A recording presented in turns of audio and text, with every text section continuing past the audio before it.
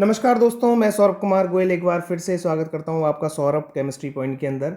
और आज के इस वीडियो लेक्चर के अंदर हम बात करने वाले हैं अंतर हैलोजन यौगिक इंटर हैलोजन कंपाउंड।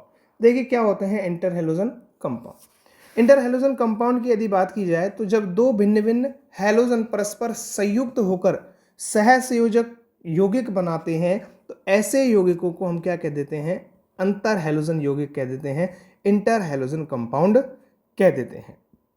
ठीक है, और ऐसा इसलिए होता है क्योंकि ये जितने भी हैलोजन एलिमेंट्स होते हैं इनकी जो धन विद्युतीय गुण होते हैं, इलेक्ट्रोपॉजिटिव जो प्रॉपर्टीज होती हैं वो कैसी होती हैं? अलग अलग होती हैं। और इलेक्ट्रोपॉजिटिव प्रॉपर्टी अलग अलग होने के कारण ही हमारे क्या बनते हैं? इंटर हैलोजन कंपाउंड बनते हैं। ठीक है, और इंटर हैलोजन कंपाउंड की यदि बात की जाए तो इंटर हैलोजन या हैलोजन जो होते हैं, जितने भी हैलोजन हैं, हैलोजन की यदि बात की जाए तो हमारे पास एक वर्ग में हैलोजन होते हैं फ्लोरीन, क्लोरीन, ब्रोमीन, आयोडीन। ऊपर से नीचे आने पर आपकी इलेक्ट्रोनेगेटिविटी हो रही है भैया डिक्रीज, और इलेक्ट्रोनेगेटिविटी डिक्रीज होने के साथ साथ साइज क्या हो रही है? इंक्रीज। यदि इन हैलोजन के धन विद्युतीय गुण की यदि बात की जाए, या हम कह सकते हैं इलेक्ट्रो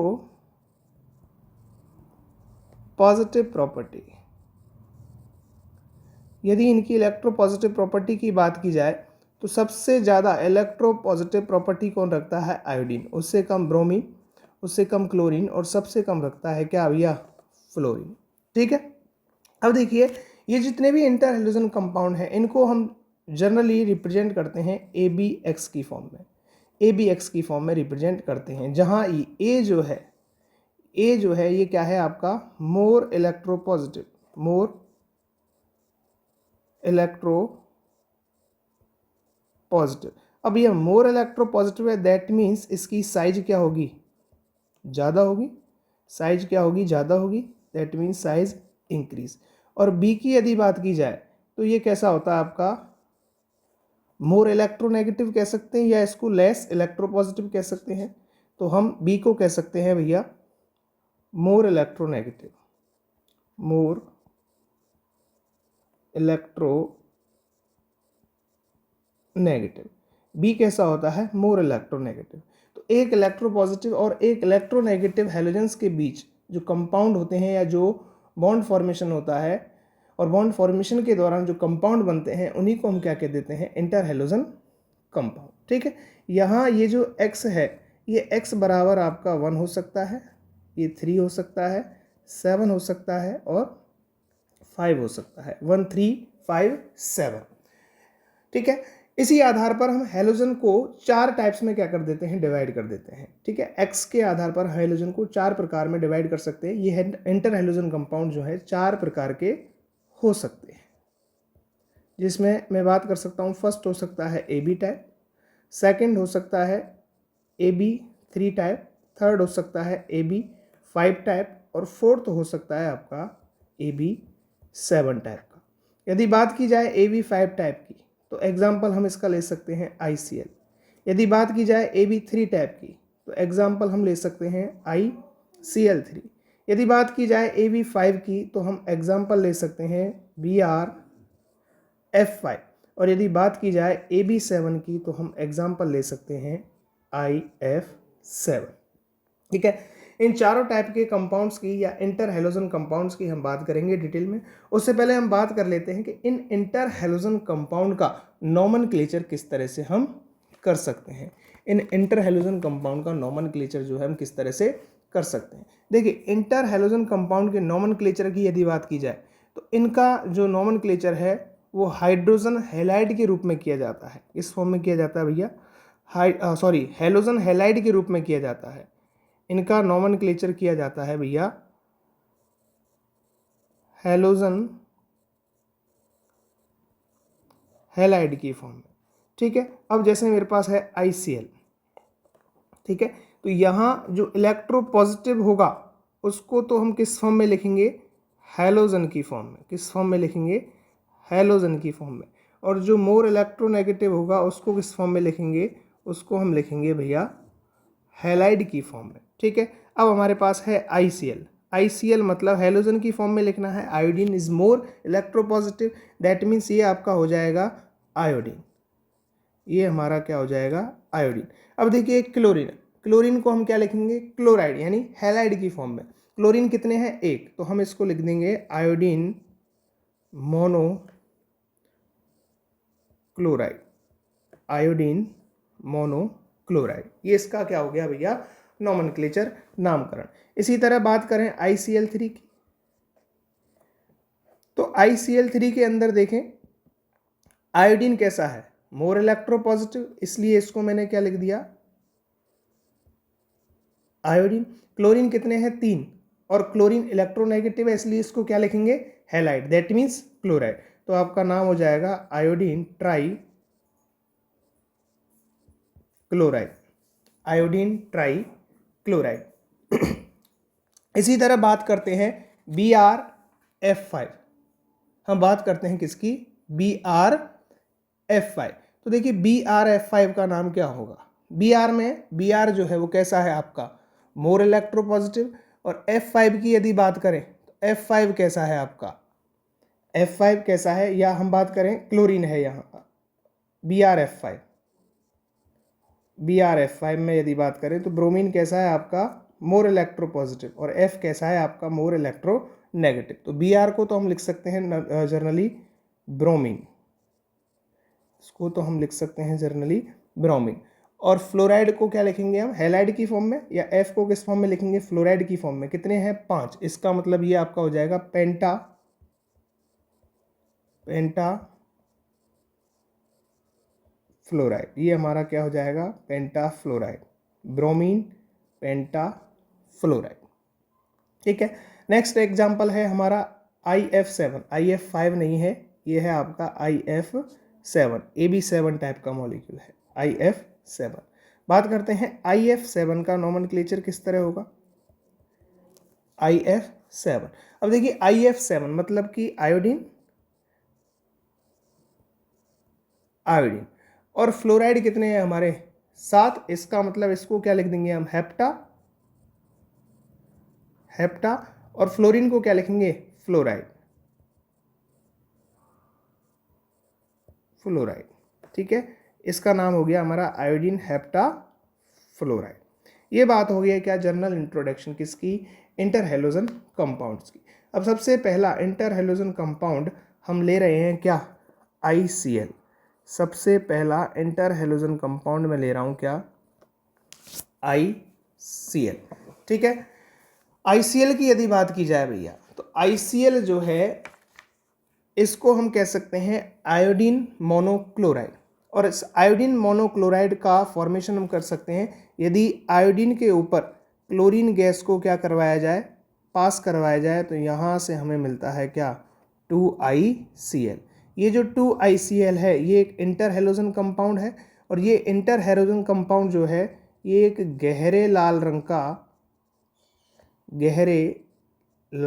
का द्रव रूप होता है, यह एक गहरे लाल रंग का क्या होता है द्रव होता है, ठीक है। और ये गहरे लाल रंग के द्रव को यदि हम रूम टेम्परेचर पर रख दें तो ये भैया ठोस फॉर्म में क्या हो जाता है कन्वर्ट हो जाता है, इसका क्या हो जाता है सॉलिडिफिकेशन हो जाता है। दूसरी बात हम करें इसकी, यदि इस ICl को वाटर के साथ घोला जाए तो ये क्या हो जाता है अपघटित हो जाता है, अपने आयनों में टूट जाता है, और आयनों में यदि वे टूटता है तो यहाँ से क्या बनाएगा HCl प्लस IOH, क्या बनाएगा HCl प्लस IOH। दूसरी बात करें हम इसकी स्ट्रक्चर की, तो इसकी स्ट्रक्चर की यदि बात की जाए तो जिस तरह की स्ट्रक्चर क्लोरीन और आयोडीन की होगी, दैट मीन्स क्लोरीन की यदि बात की जाए तो क्लोरीन एक सिग्मा बॉन्ड होता है, 3 लोन पेयर होते हैं, इस पे भी आपके 3 लोन पेयर। आयोडीन की बात की जाए तो आयोडीन सिग्मा बॉन्ड और 3 लोन पेयर होते हैं। इसी तरह ICl की बात की जाए तो ICl के अंदर आपके 3 तो क्या होंगे लोन पेयर होंगे, और एक क्या होगा भैया सिग्मा बॉन्ड होगा, ठीक है। ये बात करी हमने ICl की। ICl के बाद सेकंड आपका आता है क्या आयोडीन मोनोब्रोमाइड, आयोडीन मोनोब्रोमाइड यानी कि IBr। तो देखो IBr जो है इसको भी जनरली आयोडीन व ब्रोमीन के सीधे सहयोग द्वारा प्राप्त कर सकते हैं। यदि I2 या आयोडीन की रिएक्शन Br2 के साथ करवाई जाती है तो यहाँ से हमें मिलता है 2IBr। यहाँ से हमें क्या मिल जाता है 2IBr। और ये जो 2IBr है ये लेस स्टेबल होता है। ये कैसा होता है भैया, लेस स्टेबल होता है। और लेस स्टेबल होने के कारण ये अपने आयनों में जल्दी से टूट जाता है या अपघटित हो जाता है। इसके साथ ही ये जो 2IBr है ये सलेटी रंग का कठोर क्रिस्टल होता है। ये जो है सलेटी रंग का क्या होता है, कठोर क्रिस्टल होता है। ये एक सलेटी रंग का कठोर क्रिस्टल होता है। इसकी संरचना की यदि बात की जाए तो वो लगभग ICl के जैसी ही होती है, यानी कि IBr एक सिग्मा बॉन्ड और हमारे 3 क्या रहेंगे यहाँ लोन पेयर रहेंगे। ठीक है भाई, बात करते हैं next AB3 type molecule. Next molecule बात करते हैं AB3 type molecule. AB3 type molecule के अंदर यदि हम बात करें तो हमारा मॉलिक्यूल ले लेते हैं हम यहाँ ICl3 और इसका नाम क्या होगा ये अभी मैंने बताया था, आयोडीन ट्राइक्लोराइड। Iodine trichloride. बात करते हैं इसके फॉर्मेशन मेथड। इसका फॉर्मेशन जनरली यदि ICl पर एक्सेस अमाउंट क्लोरीन को क्या किया जाए, पास करवाया जाए, तो वहाँ से हमें क्या मिलती है ICl3। मैंने ICl लिया और यहाँ से एक्सेस अमाउंट में क्लोरीन को पास करवाया तो यहाँ से मुझे मिल गया क्या ICl3। ठीक है, इसके साथ ही यदि आयोडीन के ऊपर से एक्सेस अमाउंट में क्लोरीन को पास करवाया जाए तो यहाँ से भी मुझे मिल जाती है ICl3। और यहाँ जो ICl3 मिलेगी वो कितने मिलेंगी हमें 2 मोल। इसके अलावा बात करें सेकंड मेथड। सेकंड मेथड के अंदर यदि मैं बात करूं तो आयोडीन पेंटाऑक्साइड यानी कि I2O5 को HCl के साथ या शुष्क HCl के साथ यदि मैं इसकी रिएक्शन करवाता हूं तो यहाँ से भी मुझे क्या मिल जाएगी भैया ICl3। यहाँ से भी मुझे मिलेगी ICl3, साथ में मिलेगा वाटर और क्लोरीन गैस, साथ में मिल जाएगा क्या वाटर और क्लोरीन गैस। इसके अलावा यदि हाइड्रोजन आयोडाइड और क्लोरीन की रिएक्शन करवाई जाए यानी कि HI और क्लोरीन की रिएक्शन यदि करवाई जाती है तो यहाँ से मुझे ICl और ICl3 दोनों मिलते हैं और साथ में मिलते हैं HCl और आयोडीन, और साथ में मुझे मिल जाता है यहाँ से क्या HCl और आयोडीन। ठीक है, ये जो ICl3 है, ये ICl3 जो है नींबू जैसे पीले रंग का क्रिस्टल ठोस होता है। ICl नींबू जैसे पीले रंग का क्रिस्टल ठोस होता है। ये नींबू जैसे पीले रंग का क्या होता है, एक क्रिस्टल ठोस होता है। ठीक है, इसके अलावा जितने भी ऑर्गेनिक सॉल्वेंट हैं यानी कि कार्बनिक विलायकों में क्या होता है, ये कार्बनिक विलायकों में विलेयशील होता है।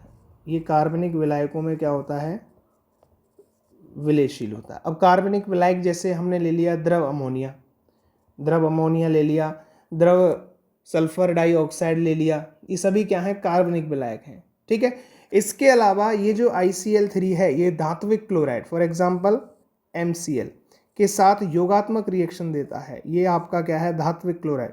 और यदि ICl3 के साथ इसको रिएक्ट करवाया जाए तो ये कौन सी रिएक्शन देगा, योगात्मक रिएक्शन देगा। ये हमारी कौन सी रिएक्शन देगा, योगात्मक रिएक्शन देगा। और यहाँ से हमें क्या मिल जाएगा, MiCl4। और ये जो योगात्मक उत्पाद है ये कैसा होता है, लेस स्टेबल, लेस स्टेबल होता है। और वायु में इसको खुला छोड़ने पर ये क्या हो जाता है, अपघटित हो जाता है। बात करते हैं ICl3 की संरचना और संकरण, स्ट्रक्चर एंड हाइब्रिडाइजेशन। ICl3 के अंदर बात कर लेते हैं हम स्ट्रक्चर की एंड हाइब्रिडाइजेशन की, ठीक है। देखो ICl3 के अंदर स्ट्रक्चर एंड हाइब्रिडाइजेशन की यदि बात की जाए तो यहाँ इसकी जो स्ट्रक्चर होती है, इसका जो आकार होता है ICl3 का, ये कौन सी शेप में रहता है, ये टी आकार में रहता है, ये हमारा टी आकार में होता है। और यहाँ जो केंद्रीय आयोडीन परमाणु है इस पे sp3d हाइब्रिडाइजेशन होता है, ठीक है। और sp3 हाइब्रिडाइजेशन के कारण इसकी शेप कैसी हो जाएगी, ट्राइगोनल बाइपायरामिडल। कैसी रहेगी भैया, ट्राइगोनल बाइपायरामिडल, यानी कि त्रिकोणीय द्विपिरामिडीय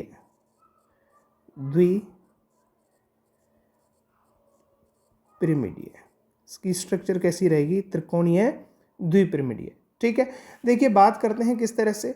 आयोडीन की यदि बात की जाए तो इसका एटॉमिक नंबर होता है 53 और इसके आउटर मोस्ट सेल के इलेक्ट्रॉन होते हैं 5s2 5p5। यहाँ 5d भी होगा जहाँ 0 इलेक्ट्रॉन होंगे। ऑर्बिटल रिप्रेजेंटेशन करते हैं, ये आपका 5s, ये हमारा 5p and this is 5d। Electron fill किए 1 2 3 4 5 6 और 7, ठीक है। कितने बॉन्ड बनाने हैं, 3। अनपेयर्ड इलेक्ट्रॉन कितने चाहिए, 3। एक्साइटेड स्टेट में जाके ये आपका 5s, 5p से एक इलेक्ट्रॉन चला जाएगा कहाँ, 5d के अंदर। और 5d के अंदर जैसे ही इलेक्ट्रॉन जाता है हमारे पास 3 अनपेयर्ड इलेक्ट्रॉन आ गए। यहाँ से s, p और d आपस में क्या करेंगे, हाइब्रिडाइजेशन। और हाइब्रिडाइजेशन कौन सा हो जाएगा, sp3d। sp3d हाइब्रिडाइजेशन होता है तो शेप कैसी होती है, ट्राइगोनल बाइपायरामिड या द्विपिरामिडीय, ट्राइगोनल बाइपायरामिडल त्रिकोणीय द्विपिरामिडीय, ठीक है। इसका मतलब इसकी स्ट्रक्चर में बना सकता हूँ। लॉन पेयर जो है वो हमेशा कौन सी पोजीशन पर आएंगे, यहाँ इक्वाटोरियल पोजीशन पर। ये लॉन पेयर आ गए, ये क्लोरीन क्लोरीन और क्लोरीन। यहाँ से देखो यदि शेप की बात करें तो लॉन पेयर को कंसीडर नहीं करते हैं, और लॉन पेयर को कंसीडर नहीं करेंगे तो इसकी शेप आ जाएगी कैसी, टी शेप। ये शेप कैसी आ गई हमारे पास, टी शेप। देखिए दूसरी बात करें, ICl3 का एक अणु कौन सी शेप में रहेगा भैया, टी शेप में रहेगा। लेकिन यदि ICl3 के 2 अणु हैं, ICl3 के 2 अणु हैं तो ये द्विलीकृत होकर निम्न प्रकार की संरचना बनाएंगे। देख लेते हैं हम किस तरह की संरचना रहेगी उसकी। यदि ICl के 2 अणु हैं तो ये द्विलीकृत संरचना का क्या करते हैं, फॉर्मेशन करते हैं। यहाँ से ये द्विलीकृत संरचना का क्या करेंगे, फॉर्मेशन, ठीक है। यहाँ देखिए बॉन्ड एंगल जो रहेगा वो रहेगा 84 डिग्री और यहाँ का बॉन्ड एंगल रहेगा 94 डिग्री। ये जो स्ट्रक्चर आपकी आई है इसी को हम कहते हैं ICl3 की द्विलकीकृत संरचना, द्विलकीकृत संरचना। और ये हमारा ICl3। हाँ जी, नेक्स्ट बात करते हैं हम IV5 टाइप। और IV5 टाइप के अंदर मैं एग्जांपल ले लेता हूँ IF7, दैट मीन्स आयोडीन पेंटाफ्लोराइड। सबसे पहले बात करते हैं आयोडीन पेंटाफ्लोराइड किस तरह से हम प्राप्त कर सकते हैं। देखिए आयोडीन पेंटाफ्लोराइड, यदि आयोडीन से हम एक्सेस अमाउंट पर फ्लोरीन को क्या करवाएं, पास करवाएं, तो यहाँ से हमें मिल जाता है क्या, आयोडीन पेंटाफ्लोराइड। यहाँ से हमें क्या मिल जाएगा, आयोडीन पेंटाफ्लोराइड, ठीक है। इसके अलावा ये जो आयोडीन पेंटाफ्लोराइड है ये एक रंगहीन द्रव होता है। आयोडीन पेंटाफ्लोराइड जो है ये हमारा एक रंगहीन द्रव होता है। साथ ही साथ यहाँ इसका जो क्वथनांक होता है वो 371 केल्विन होता है। इसका क्वथनांक कितना होता है, 371 केल्विन होता है। इसके अलावा जब इसका जल अपघटन करवाया जाता है तो कई स्टेप के अंदर जल अपघटित होकर ये कई तरह के कंपाउंड्स का क्या करता है, फॉर्मेशन करता है। फॉर एग्जांपल देखिए मैंने IF5 लिया और इसका करवाया जल अपघटन। जल अपघटन के बाद आपको पता है आयोडीन कैसा है भैया, आयोडीन यहाँ पे कैसा है, इलेक्ट्रो पॉजिटिव है, और फ्लोरीन कैसा है, इलेक्ट्रो नेगेटिव है। जल किस फॉर्म में टूटता है, H+OH-। तो यहाँ से हमारा बनेगा IOF3 और साथ में यहाँ मिल जाएगी हमें 2HF। क्या मिल गई, 2HF। ओके, नेक्स्ट देखिए यहाँ ये जो IOF3 है, ये फर्दर IOF3 फर्दर जल अपघटित होकर ये बनाता है आपका IO2F और साथ में 2HF। इसके बाद ये IO2F फर्दर जल अपघटित होकर ये बनाता है आपका I2O5 2HF।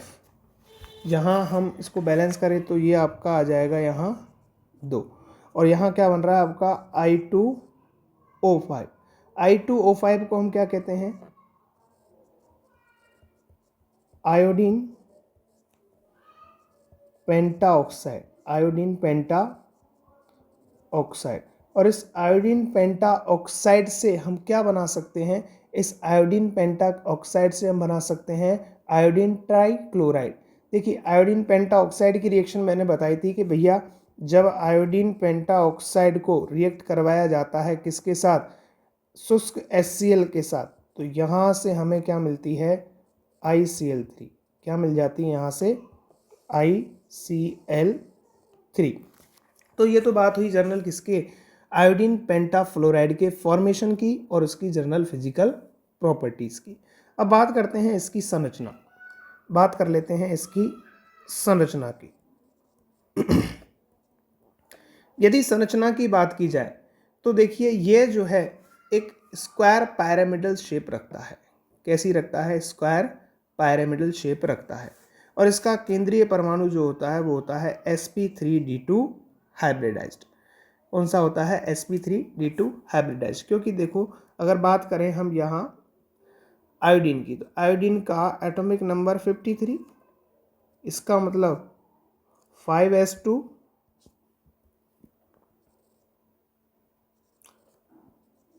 5p5 और 5d के अंदर कितने रहेंगे, 0। ये हमारा 5s 5p and this one 5d। 2 electron, 1 2 3 4, और एक इलेक्ट्रॉन यहाँ से, एक इलेक्ट्रॉन हम यहाँ से, यहाँ हमारे कितने इलेक्ट्रॉन है भाई, 2। ठीक है, ये हमने ग्राउंड स्टेट में इसका ऑर्बिटल रिप्रेजेंटेशन कर दिया। अब हमें कितने बॉन्ड बनाने हैं, हमें बॉन्ड कितने बनाने हैं भैया, 5 बॉन्ड बनाने। इसका मतलब 5 अनपेयर्ड इलेक्ट्रॉन चाहिए। यदि इन दोनों को एक्साइटेड करके कहाँ पहुँचा दिया जाए, 5d के अंदर पहुँचा दिया जाए, तो भैया हमारे पास यहाँ से 5 अनपेयर्ड इलेक्ट्रॉन आ गए, और 5 अनपेयर्ड इलेक्ट्रॉन आ गए। तो अब यहाँ हाइब्रिडाइजेशन कौन सा हो रहा है, sp3d2। और हमें पता है जब sp3d2 हाइब्रिडाइजेशन होता है तब शेप हमारी कैसी होती है, स्क्वायर पायरामिडल। शेप कैसी रहेगी भैया, स्क्वायर पायरामिडल। शेप कैसी हो जाएगी हमारी, स्क्वायर पायरामिडल। ठीक है, इसका मतलब IF5 की अगर मैं स्ट्रक्चर ड्रॉ करूँ तो कैसी आएगी, कुछ IF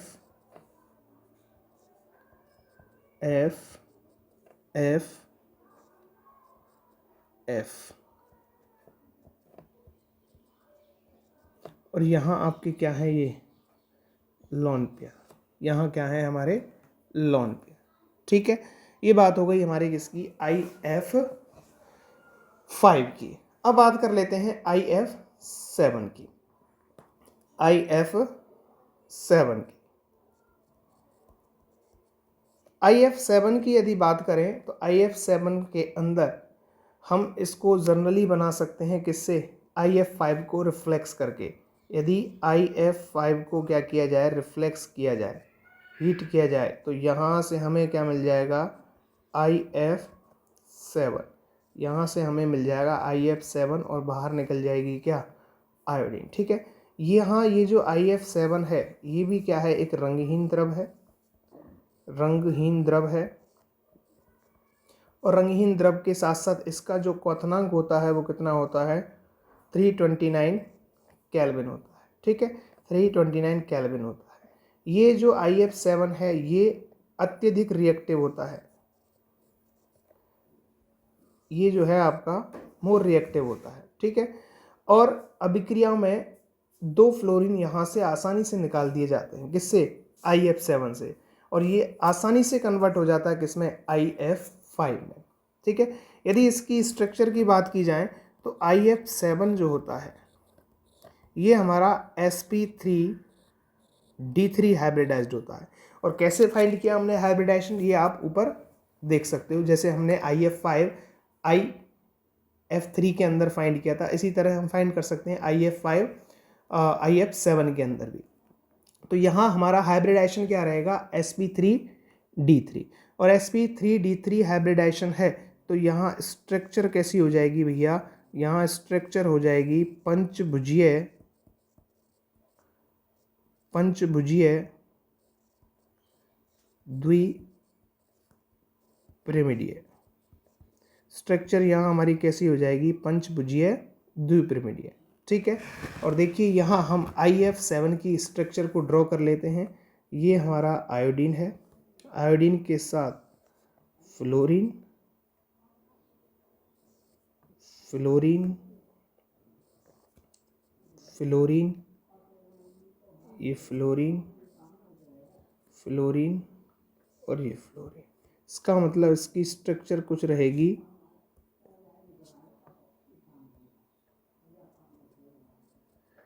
इस तरह की।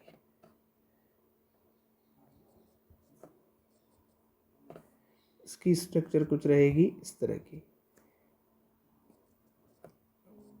पंचभुजीय द्विपिरिमिडीय। ये हमारी स्ट्रक्चर किसकी हो गई भैया, IF7 की। ठीक है, तो इस तरह से हमने बात की आज के इस वीडियो में इंटर हैलोजन कंपाउंड्स की। मिलते हैं नेक्स्ट वीडियो में। Thank you so much.